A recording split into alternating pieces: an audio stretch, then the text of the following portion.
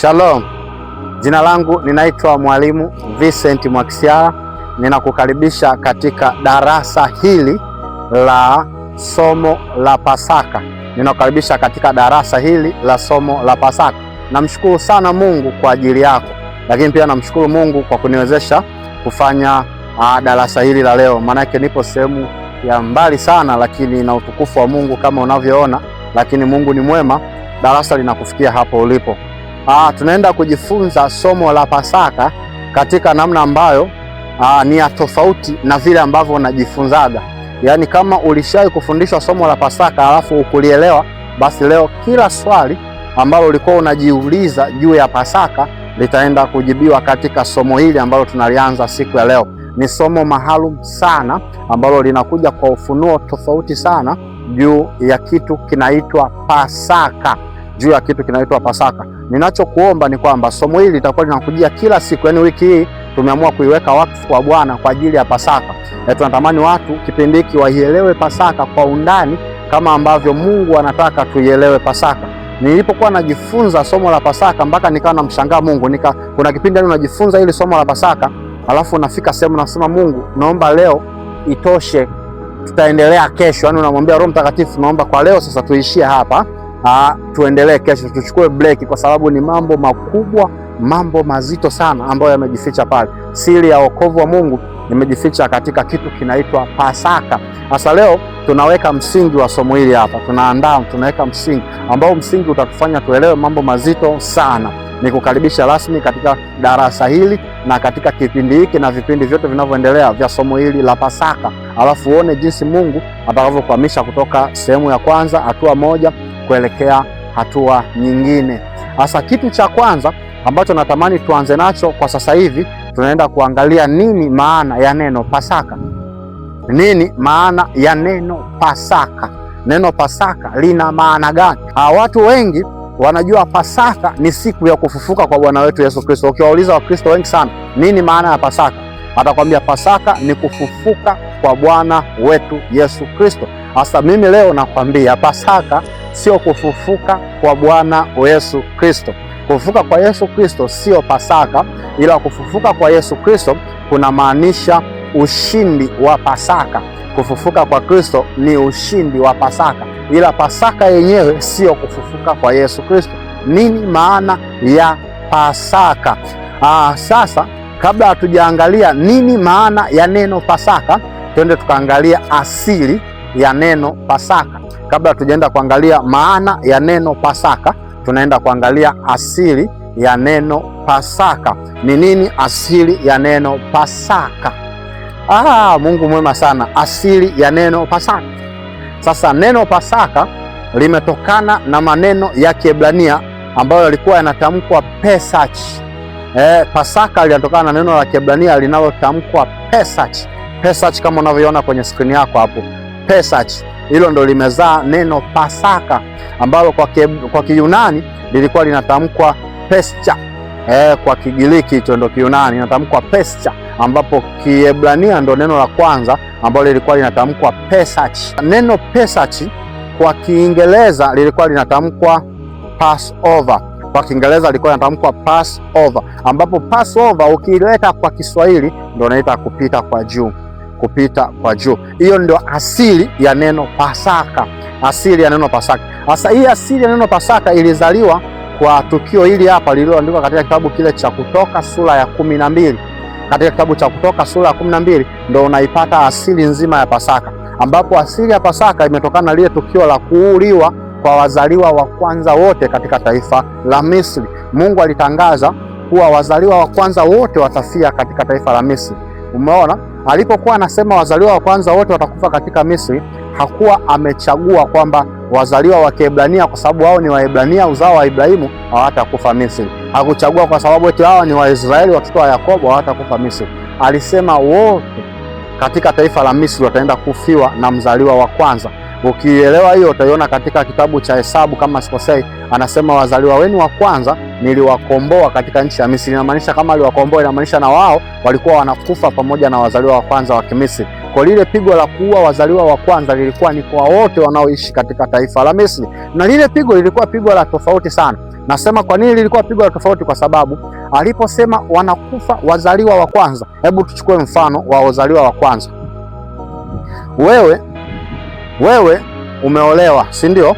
Mume wako aliyekuoa wewe kwa baba yake ni mzaliwa wa kwanza, inamaanisha anakufa.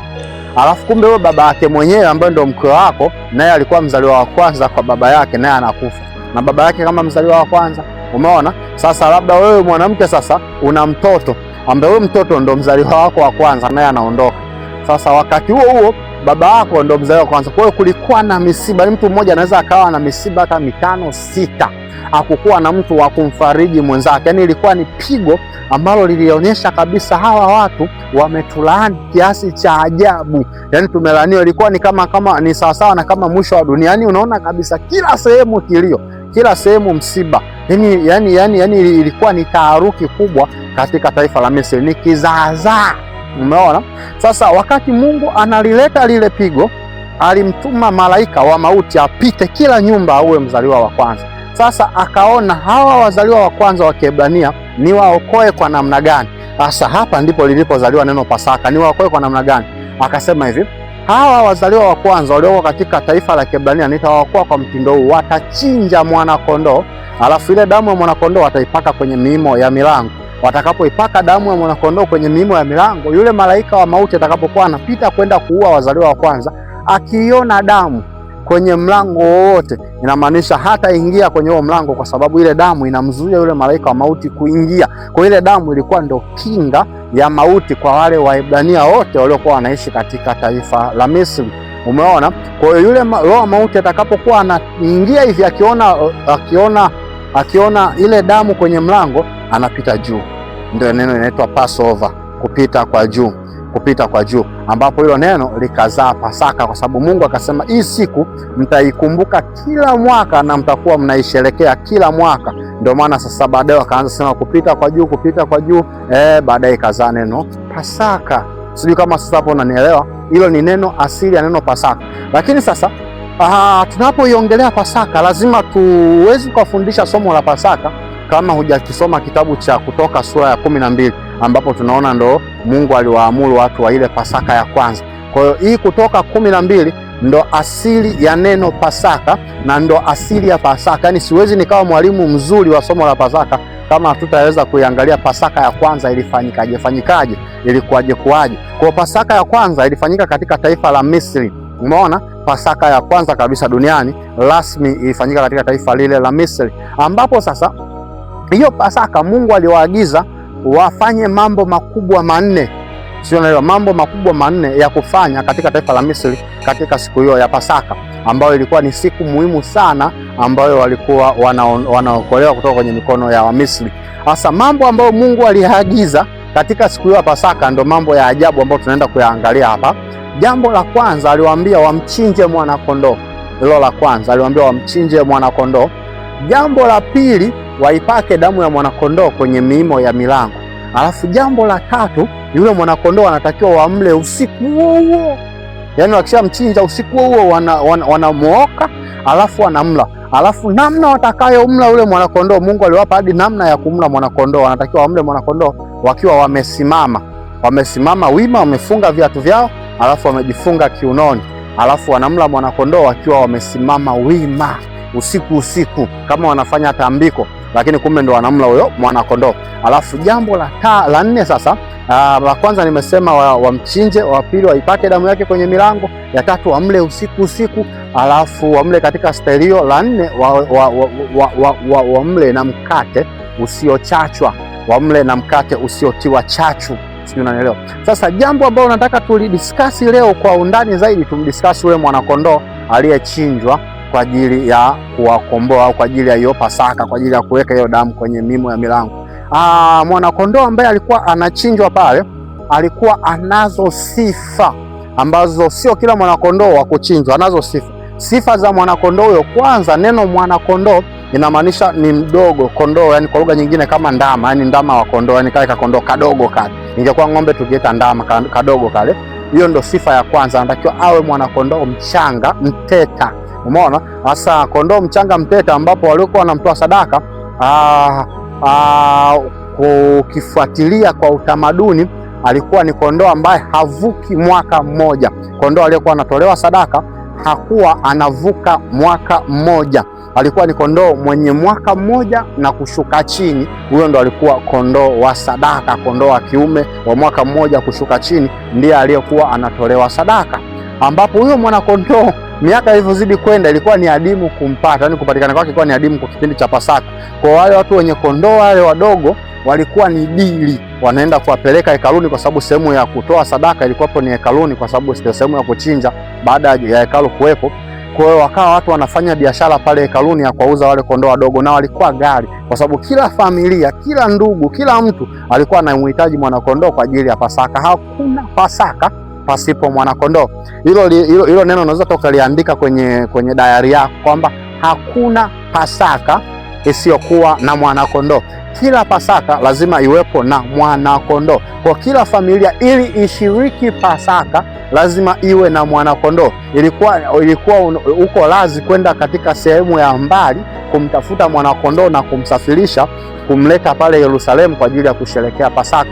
Ndio maana ile siku Yesu, siku yake ya wiki lake la mwisho lile kabla ya kusulubiwa, alipoingia hekaluni alikuta watu sasa wameacha ibada, wanadili kuuza vitu, kununua na kuuza. Yaani hekalu lilibadilika soko.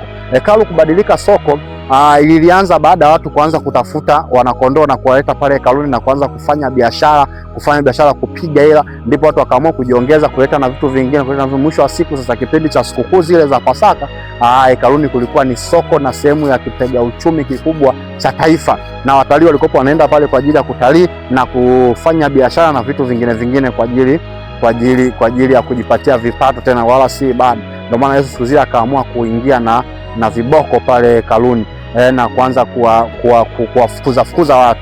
Umenielewa sasa? Lakini asili ya hii soko, hekalu kuwa soko, lilitokana na watu kumtafuta mwanakondoo. Sasa hiyo hapo nimekuchomekea tu ili upate kuelewa kwa upana zaidi, sababu tutaenda kuyaangalia haya mambo kwa undani kiasi ambacho hatujawahi kuyaangalia, na nimesema huu ni msingi tu. Mungu amekubariki sana wewe ambaye upo katika kuangalia somo hili hapa. Tunaweka msingi mzuri sana hapa ambao tutakapoendelea kuanzia kesho na kesho kutwa na nini, utakuwa unaelewa zaidi kuliko hata mtu ambaye hajaiangalia hii video. Okay, sawa. Sasa alikuwa anahitajika mwanakondoo mchanga. Sio, unanielewa? Mwanakondoo mchanga.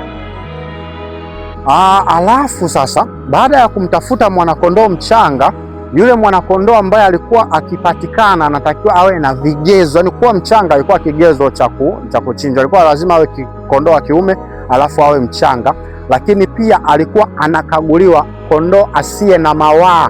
Maandiko anasema asiye na mawaa. Asiye na mawaa kwa lugha nyingine asiye na dosari. Kondoo alikuwa anaangaliwa kama anayo dosari yoyote. Kwa maana hiyo hatakiwi kondoo wa sadaka awe chongo au awe na kilema au awe na doa au baka au awe na kovu la aina yoyote. Kwa kondoo alikuwa anamwangalia asiwe na kovu, asiwe na kidonda, asiwe na chongo, asiwe na uchafu wa aina yoyote, lakini pia hata asiwe anachechemea, yani asiwe hata na majeraha yote. Hata kama anachechemea hatakiwi kuwa sadaka. Kwa nini hatakiwi kuwa sadaka? Kwa sababu huyo mwanakondoo ambaye anakwenda kutolewa pale katika hiyo misi sasa, alikuwa ni mwanakondoo ambaye ataamua maisha yao, atakuwa na hatima ya wao kutoka Misri. Yani ndo hatima yao, ndo gate pass yao ya kutoka katika taifa la Misri. Kwa gate pass yao ilikuwa ni huyo mwanakondoo. Kwa mwanakondoo ambaye alikuwa anatakiwa kwenda kusimama kwa ajili yao, damu yake kusimama kwa ajili yao, ilikuwa ni mwanakondoo mwenye vigezo vyote. Kwa kama kuna kosa hawatakiwi kulifanya, basi ni kuchagua mwanakondoo ambaye atawasaidia kutoka katika Misri. Wamekaa Misri katika miaka 430. Just imagine, miaka 30 tu, ni mtu mzima kabisa. Sasa wamekaa miaka 430 katika taifa la Misri, yaani ni karne 4 karibu na nusu wapo katika taifa la Misri. Sasa kutoka kwao wanahitaji kitu kidogo tu, mwanakondoo ambaye hana mawaa. Kwa hiyo hicho kitu kilikuwa ni kitu serious sana cha kumtoa huyo mwanakondoo. Kwa hiyo yule mwanakondoo akimpata, wanamkagua, hana kibaka, hana donda, hana kovu, hachechemei, hana chongo, hana doa, na ni msafi. Lakini huyo kondoo hakutakiwa kuwa na rangi mbili, yani alitakiwa kuwa mweupe clean, umeelewa? Alafu pia wanamuosha, wanamsafisha, wanamuogesha kabisa, alafu wanambeba, wanamweka juu ya carpet hivi, kwamba hataki kukanyaga uchafu, kwa sababu hiyo ni sadaka takatifu mbele za Bwana, ambayo damu yake inaenda kutukomboa sisi na mateso ya Misri. Sijui unanielewa? Kwa hiyo mwanakondoo alikuwa anatazamwa kwa sura nyingi na vigezo vingi. Sasa ile ilikuwa ni kivuli ambacho wale watu waliisherekea Pasaka kivuli, lakini Pasaka halisi ambayo ilikwenda kutokea, ambaye mwanakondoo wa kweli alikuwa ni Kristo Yesu. Maanake maandiko yanasema, tazama mwanakondoo wa Mungu aichukuaye dhambi ya ulimwengu. Kwa Yesu ndo anasimama kama yule mwanakondoo ambaye aliliwa Misri pale usiku ule, aliliwa Misri usiku. Kwa Yesu ndo anasimama kama mwanakondoo yule wa Pasaka. Kwa hiyo sasa, kwa sababu wale walikuwa wanafanya ile Pasaka gizani, lakini ipo Pasaka kuu ambayo mwanakondoo wake ni Kristo Yesu. Sasa Yesu ndiye mwanakondoo ambaye anasimama kama kondoo wa Pasaka. Unajua kwa nini Yesu aliwatandika viboko siku ile hekaluni wale watu ambao walikuwa wanauza wale wanyama? Alikuwa anawaambia kwamba hamtakiwi kuuza tena wanyama, kwa sababu mwanakondoo wa Pasaka ni mimi. Hawatakiwi tena kuchinjwa wanyama wengine, kwa sababu mimi ndo mwanakondoo ambaye ninaenda kuchinjwa kwa ajili ya Pasaka. Unaweza ukajiuliza haya mambo, ukajiuliza, lakini nataka nikueleze, Yesu hakuwa mara ya kwanza kuenda kusherehekea sikukuu Yerusalemu.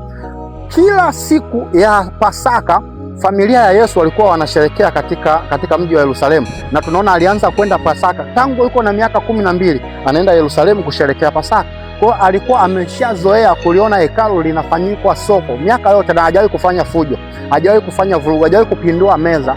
Miaka yote ambayo Yesu anaisherehekea Pasaka kwa umri wake wa miaka 30 ambayo amekuwa mtu mzima, miaka yote anaenda Yerusalemu kusherehekea Pasaka, lakini hajawahi fanya fujo. Kwa nini ile siku anafanya fujo? Kwa sababu ile siku ndio siku ambayo mbingu zimejipatia mwanakondoo, ambaye huyo mwanakondoo ndio atakuwa Pasaka halali ambayo inaenda kutolewa kwa ajili ya ulimwengu wote. Sio, unaelewa? Hasa kwa sababu mwanakondoo kashapatikana, hakuna haja tena ya nyinyi kuendelea kuuza wanakondoo wengine, wakati mwanakondoo tayari tumeshampata, na mwanakondoo huyo ni mimi. Kwa maana hiyo Yesu anaenda anatimua wale wote, anatimua zile kondoo, anatoa wale wanyama wote, alafu anabaki mnyama yeye. Na niwaelezeni kitu kimoja, mwanakondoo ilikuwa lazima aingie hekaluni wiki moja kabla ya Pasaka kwa ajili ya kukaguliwa na ukaguzi na masuala mengine ya kuwekwa wakfu kwa ajili ya kutolewa sadaka. Ndio maana ile wiki ambayo Yesu anaenda msalabani, wiki nzima ile alishinda hekaluni. Kama unafuatilia maandiko, kuna siku alienda pale alifundisha, ile siku ya kwanza alienda alisafisha lile hekalu, siku nyingine akaenda akafundisha, alikaa hekaluni karibu wiki yote ile pale. Kwa nini? Kwa sababu mwanakondoo ilikuwa lazima akae hekaluni kwa ajili ya kusubiri Pasaka. Sijui kama unanielewa haya mambo nayokueleza. Lakini mimi kiukweli kabisa haya mambo ni mazito sana. Sasa nataka nielezeni kitu hiki hapa. Yesu kama mwanakondoo ilikuwa lazima akaguliwe vizuri, kwamba huyu mwanakondoo hana baka, huyu mwanakondoo hana doa, huyu hana kilema, huyu mwanakondoo hana chongo, huyu mwanakondoo yuko safi. Umeona? Sasa Yesu kama mwanakondoo, ni nani aliyemkagua kuhakikisha kwamba huyu je ndo mwanakondoo sahihi, anafaa kuwa sadaka? Kwa sababu mwanakondoo hajikagui, na Yesu kama mwanakondoo hatakiwi kujikagua yeye, anatakiwa akaguliwe. Nani aliyemkagua Yesu kama mwanakondoo? Lazima wawepo watu wa kukagua, na kusema hii ndio sadaka ambayo inatakiwa kutuwakilisha. Kumbe anayekagua sadaka ni yule ambaye anatolewa sadaka, ni yule mwanakondoo, si ndo anaenda anakuwa kwa niaba yetu sisi, anachukua dhambi zetu sisi, yule mwanakondoo. Sasa sisi ambao tuna dhambi lazima tutafute mwanakondoo ambaye atatuwakilisha sisi, kwamba huyu mwanakondoo anafaa kutusemea sisi, anafaa kuwa kwa niaba yetu sisi, anafaa kufa kwa niaba yetu sisi, huyu mwanakondoo. Kwa lazima tumkague. Yesu kama mwanakondoo ilitakiwa akaguliwe na wanadamu, kwamba huyu kweli amestahili kuwa badala yetu. Sasa Yesu kama mwanakondoo alikaguliwa na nani? Alikaguliwa na nani? Maandiko yananiambia mtu wa kwanza kabisa kumkagua Yesu alikuwa ni wale watumishi wawili wa Mungu. Kuna mmoja alikuwa ni Ana, mwingine alikuwa ni Simon, ambao waliomba akasema, mimi sitakufa bila kuona wokovu. Roho Mtakatifu aliwafunulia akasema, hamtakufa pasipo kuona wokovu. Na Yesu alipozaliwa, mmoja wapo akasema, Bwana, sasa unaweza ukaruhusu mtumishi wako nife kwa sababu nishauona wokovu. Kwa nini? Alipomshika Yesu akasema huyu ndiye mwana kondoo sahihi kwa ajili ya Pasaka yetu. Sio, unanielewa? Kwa ajili ya wokovu wetu, kwa ajili ya dhambi. Sasa alipomuona Yesu akaona, sasa Bwana, unaweza kuniruhusu nife. Nishauona wokovu. Kumuona yule mwana kondoo ni kuiona wokovu. Umeona? Huyo wa kwanza. Lakini mtu wa pili aliyemkagua Yesu na kumthibitisha kwamba huyu ni mwana kondoo alikuwa ni Yohana Mbatizaji. Yohana Mbatizaji anapomuona Yesu tu, hakumuona Yesu kama mwana wa Mungu, hakumuona Yesu kama Masihi. Maana watu wote walikuwa wanamuona Yesu kama Masihi. Yohana alimuona Yesu kama mwana kondoo wa Mungu aichukuae dhambi ya ulimwengu. Alipomuona akamwangalia, yule ndiye mwana kondoo. Ni Yohana alivyomuona Yesu aliona mwana kondoo ambaye huyu ndo anaenda kuwa Pasaka. Kwa hiyo alistahili kabisa kuwa mwana, kwa sababu anakaguliwa. Alafu mtu mwingine aliyemkagua Yesu, unajua alikuwa ni nani? Aliyethibitisha kwamba huyu Yesu anafaa kwa sadaka. Kwa sababu ile siku ile sasa anapoenda kuchinjwa mwana kondoo, lazima mtu asimame atoe neno la mwisho kwamba sasa huyu anastahili kuwa Pasaka. Ni nani huyo mtu? Alikuwa ni Pilato. Huyo mtu alikuwa ni Pilato. Kwa nini alikuwa ni Pilato? Kuna mtu mmoja aliniulizaga swali, akasema hivi, mke wa Pilato aliota ndoto. Sasa yule mke wa Pilato aliota ndoto kwamba Yesu asisulubiwe. Sasa kama Yesu asisulubiwe, sisi tutaupataje wokovu? Je, ile ndoto ilikuwa ni ya Mungu kweli? Mungu alimuonyesha kwamba yule mwanamke Yesu ana hatia, na kweli Yesu hakuwa na hatia, si ndio? Sasa ile ndoto, je, Mungu alimpa yule mwanamke mke wa Farao ile ndoto kwa dhumuni gani? Je, dhumuni la Mungu ilikuwa ni Yesu asiende msalabani? Kwa sababu yule mwanamke alimwambia mume wake kwamba usipitishe kifo cha Yesu, na yule Pilato akaenda kanawa hadi mikono, akasema jamani, mimi huyu mtu sitaki kumuua, hana hatia. Sasa je, ile ndoto ya yule mwanamke ni Mungu kweli alimpa ile ndoto? Kwa sababu kama Mungu alimpa ile ndoto ilikuwa lengo lake ni kuzuia Yesu kwenda msalabani, na akizuia Yesu kwenda msalabani inamaanisha sasa wokovu hautapatikana. Sasa je, ni Mungu kweli? Ile ndoto ilitoka kwa Mungu, umenielewa? Na ilitoka kwa Mungu, je, ilikuwa lengo lake ni kuzuia wokovu? Sasa sijui kama hiki kitu unanielewa ninachokiongea, lakini naomba Roho Mtakatifu akufundishe na wewe basi kama ambavyo amenifundisha mimi. Umeona? Je, lengo lake ile ndoto ilikuwa ni kuzuia wokovu? Ilikuwa hapana, ilikuwa sio kuzuia wokovu, ilikuwa ni kuthibitisha wokovu.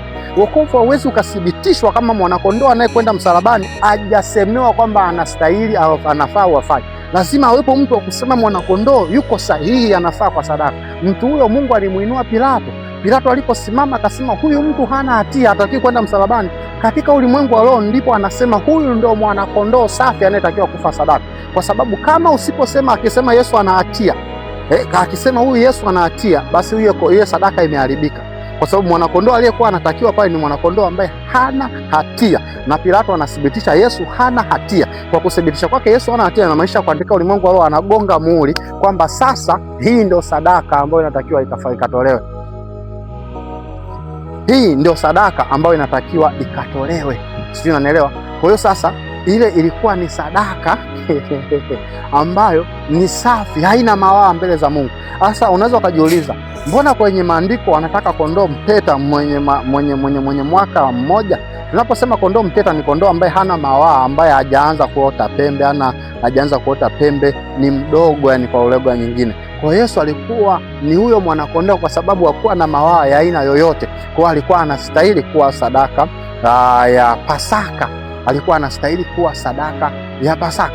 Sasa nimesema leo tunauweka msingi huu wa Pasaka, ambapo kuanzia kesho sasa tutaanza kula vitu vikubwa. Sasa tutaanza kuanza kuapproach mambo makubwa, ambapo leo tunayawekea tu msingi, tunayajengea tu msingi.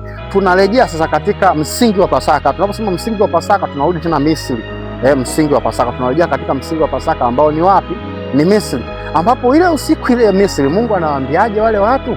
Anawaambia kwamba damu ya yule mwanakondoo ipakeni kwenye miimo ya milango, ambapo sasa ile damu malaika atakapokuwa anapita kufanya uharibifu, akiona ile damu anapita kwa juu, akiona ile damu anapita kwa juu. Sio, unanielewa? Sasa ile damu ambayo ilikuwa inaongelewa pale ilikuwa ni damu ya mwanakondoo tu, ambayo ile damu ya mwanakondoo iliweza kuwakinga, iliweza kufanya kazi kubwa mbili. Kazi ya kwanza ilikuwa kinga wale wana wa Israeli na Waebrania wote na mauti, roho ya mauti ambayo ilikuwa inaenda kuandama kwa wazaliwa wa kwanza. Ile damu ilienda iliwasaidia wasifiwe na watoto wao wa kwanza. Lakini ile damu, jambo la pili, iliwasaidia nini? Iliwasaidia kuwatoa katika taifa la Misri. Ile damu inaenda kuwasaidia katika taifa la Misri. Sasa kama damu ya mwanakondoo iliweza kuwakinga na mauti, damu ya Yesu ilikuwa ni zaidi, rafiki yangu. Yaani damu ya Yesu ilienda sasa kuthibitisha lile agano la Pasaka. Unaposema agano la Pasaka, agano la wokovu, agano la ukombozi, ambapo tangu mwanadamu wa kwanza ambaye anaitwa Adamu mpaka mwanadamu wa mwisho kabla ya msalaba, hawakwenda mbinguni, walikuwa wanaenda kuzimu. Wanadamu wote walikuwa wanakufa wanaenda kuzimu. Kwa sababu gani? Kwa sababu haijapatikana Pasaka kamili ambayo inaweza ikasimama kama ukombozi wa hawa watu. Kipindi hicho chote watu walikuwa wanafungwa na mauti na kuzimu, mauti na kuzimu, mauti na kuzimu. Huo umefanya dhambi, huo hujafanya dhambi, ulikuwa unafungwa na mauti na kuzimu, mauti na kuzimu. Kwa maana hiyo sasa hawa watu wote walikuwa wanakwenda kuzimu, wakina Samueli, wakina Daudi, wakina Sulemani, wakina Eliya, wakina Elisha, wakina Ibrahimu, Isaka, Yakobo, wale wote hawakuwa na mtu mwenye haki ya kwenda mbinguni. Kwa sababu gani? Haijapatikana sadaka halisi ya Pasaka ambayo inaweza ikawatenganisha watu kati ya kuzimu na mauti. Sasa alipokuja Kristo Yesu, akaenda akafanyika ile damu ya agano, ambayo lile agano lilianza kwanza kutengua maagano yote, likatengua zile sheria zote, likazishinda. Ile damu ilikuwa inashindana na sheria, inashindana na mauti, inashindana na kuzimu, inashindana na kila aina ya katiba, inashinda. Hakuna sehemu ile damu ambayo ilikuwa alanilia inaenda inafanyika kuwa thabiti na kuwasaidia hawa watu.